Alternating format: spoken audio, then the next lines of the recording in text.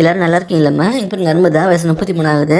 இவங்க கோயம்புத்தூர் மாவட்டத்தை சேர்ந்தவங்கம்மா. இப்போ ஒரு நல்ல கேரக்டர் உள்ள குடும்பத்தை நல்லபடியாக பார்த்துக்கிற மனக்கொண்ட ஒரு பெண் வளர்ந்தம்மா கொண்டு வந்திருக்கேன். இவங்க இந்த மதத்தை சேர்ந்தவங்க சொல்கிறாங்கம்மா.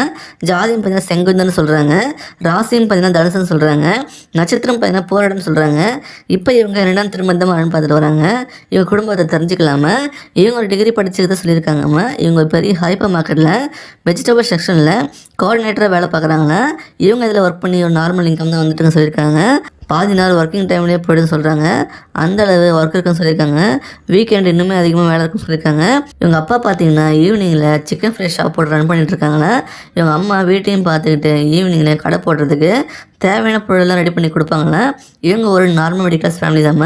இவங்களுக்கு கூட பிறந்தவங்க பார்த்தீங்கன்னா ஒரு அண்ணன் கதை சொல்லியிருக்காங்க. அவர் ப்ரைவேட் பஸ்ஸில் கண்டக்டராக வேலை பார்க்குறாங்களா.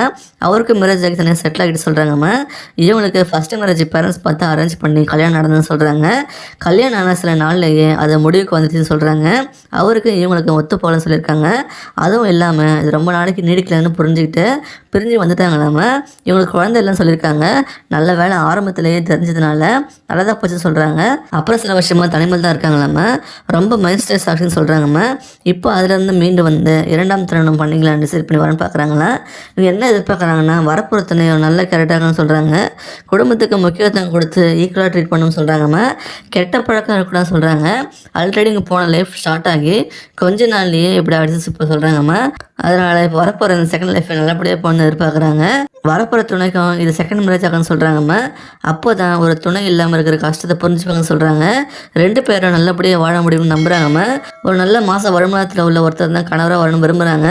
இல்லைனா உங்களுக்கு இவங்களை நல்லா பார்த்துக்கூடிய வசதி இருந்தாலும் யாருமே இல்லாமல் தனிமையில் கஷ்டப்பட்டு துணை திருறீங்க அப்படின்னா இவங்களை மேரேஜ் பண்ணிக்கிட்டா 2 பேருக்கும் ஒரு நல்ல வாழ்க்கை கிடைக்குமா.